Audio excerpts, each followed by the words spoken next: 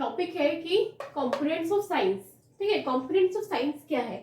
Components of science होते हैं facts. Facts क्या होते हैं? फैक्ट्स मतलब हम लोग क्या समझते हैं साइंस में, कंपोनेंट से क्या समझते हैं? हम समझते हैं फैक्ट्स होते हैं कि ट्रुथ होता है। जैसे कि अगर हम बोलते हैं कि विंटर सीजन जो होता है वो होता है अक्टूबर से जनवरी तक। ठीक है, इंडिया में अक्टूबर से जनवरी तक हम लोग ठंड होती है, विंटर होता है। ठीक है, तो इट्स अ फैक्ट। ठीक है, अब कोई एक स्टेटमेंट है, कोई ट्रुथ है, ये सही बात है कि यार अक्टूबर से दिसंबर जनवरी ठंड होती है। ठीक है, next it's a truth.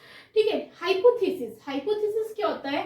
Hypothesis मतलब जो हम लोग कुछ गेसेस करते हैं कि हाँ अभी जैसे कि टेम्परेचर कितनी ठंड है तो आई गेस आज का टेम्परेचर 13 डिग्री सेल्सियस और 14 डिग्री सेल्सियस हो सकता है। ठीक है, जिसके लिए हम एक्सपेरिमेंट्स करते हैं इन हाइपोथेसिस को प्रूव करने के लिए। एक्सपेरिमेंट मतलब कि जैसे कि हम लोग जैसे आप अगर दूध का पतीला बाहर रख देंगे वो झट से अभी ठंड में एकदम ठंडा रह जाएगा। अगर आप थोड़ी देर के लिए बाहर रख देते कोई भी चीज ठंडी हो जाती है। जबकि ऐसे ही हम समर्स में देखें, समर्स में उनका टेम्परेचर क्वाइट हाई रहता है एज कंपेयर टू अभी अगर हम कोई पतीला बाहर रखे तो। ठीक है, next is data.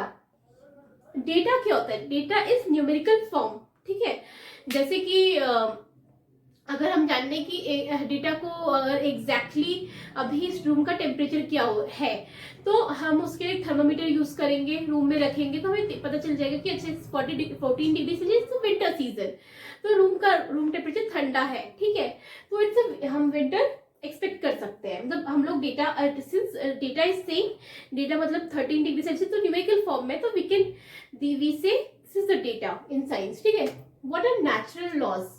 Natural laws क्या होते हैं? कुछ लॉज होते हैं जो कुछ थ्योरीज होती हैं जो हमारी जिनकी वजह से कुछ फैक्ट्स होते हैं जिनकी वजह से हम इन लॉस को हम लॉस बताते हैं। कोई फैक्ट्स होते हैं या फिर कुछ आर्गुमेंट्स होते हैं जिनके बेसिस में ये लॉस फॉर्म होते हैं, तो इसे ही हम कहते हैं नेचुरल लॉज। ठीक है, थ्योरी क्या होती है?